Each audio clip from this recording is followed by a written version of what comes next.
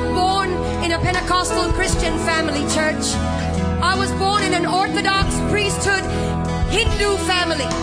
I was born in a Hindu family to Brahmin priests. My grandfather, my great-grandfather, and my great-great-grandfather were Hindu priests. It was unthinkable and offensive for a daughter of a granddaughter of a priest to come away from that system. I was so hungry for God. I was so thirsty for God. When I was born at the age of 6 days old, I was dedicated to Hindu demons in a cave temple. I was left in a cave temple, and from that moment on, my mind, my spirit, and my soul was overtaken by demonic forces that I had no control over.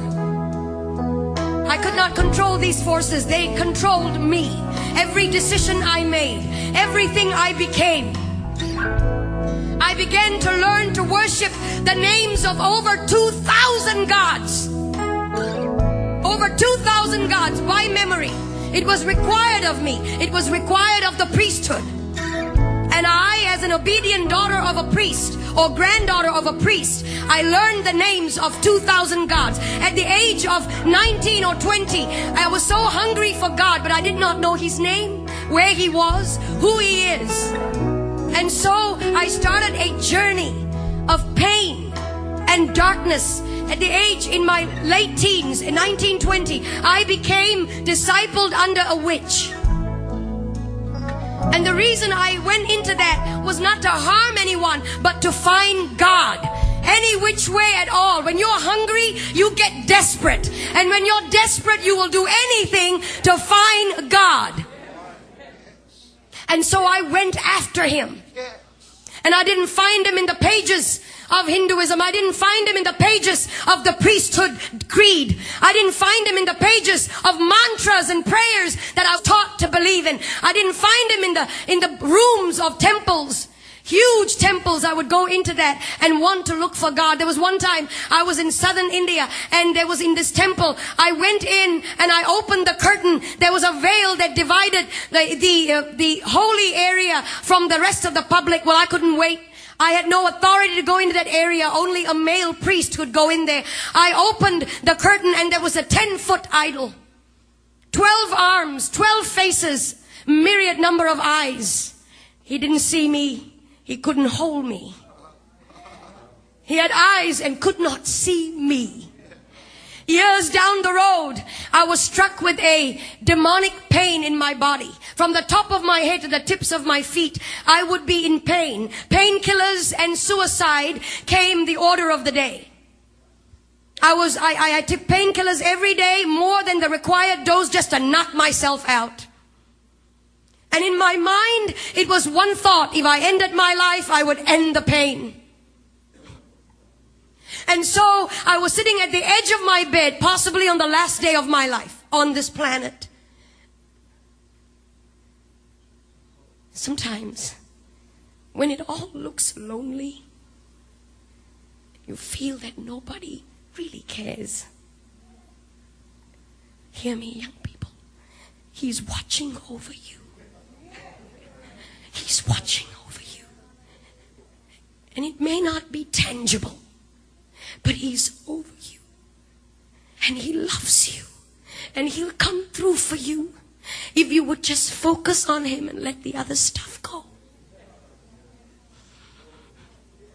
And I was sitting at the edge of my bed, frustrated, fed up.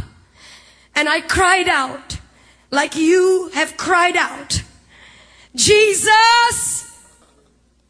I'd heard of that name when I was growing up. Christmas cards. Christian people that would come to my door and tell me He died for you. And I would resist them and argue with them. Proud and arrogant of the priesthood that I belonged to. Ignorant. And when I cried out, Jesus, the presence of a holy God began to filter through that room. That room was darkened. The lights were switched off. I was sitting on the edge of my bed. I never saw His face, but His voice was as audible as anything that I've ever heard before. I am Jesus. I am God. And He touched my body. No doctor could cure the disease that was in my body. No doctor could heal me. Young men, no doctor could provide the answers. Nothing out there can. And I've been there, done it, and I've tried it. Everything, the darkest road, I've taken it. Gentlemen, and He came to me. He touched my body. In an instant, that disease left my body. In an instant, I was healed. I began to feel His power and His presence course through my body. And then I went into this tiny church, about 50 people, and somebody up in front there looked a bit like this platform, and somebody up on this was talking about going into the water, that if you're baptized you become a new creature. Well, I didn't understand that either. I was wondering how water can make such a big difference. What's the big deal? We take showers every day. I went up to this preacher man and I said, will you put me in this water? Because everything and anything He wants me to do, I'm ready to do it. He has set me free. He has healed me. Anything and everything. No matter the price. No matter. And so they put me in that water. When I came out, legions of demonic influences broke free from me. And I was set free, church. And today, depression is going to go. Heart disease is going to flee. Jesus is in this house. He's here. And if you could shout unto God, say Jesus. Shout Jesus.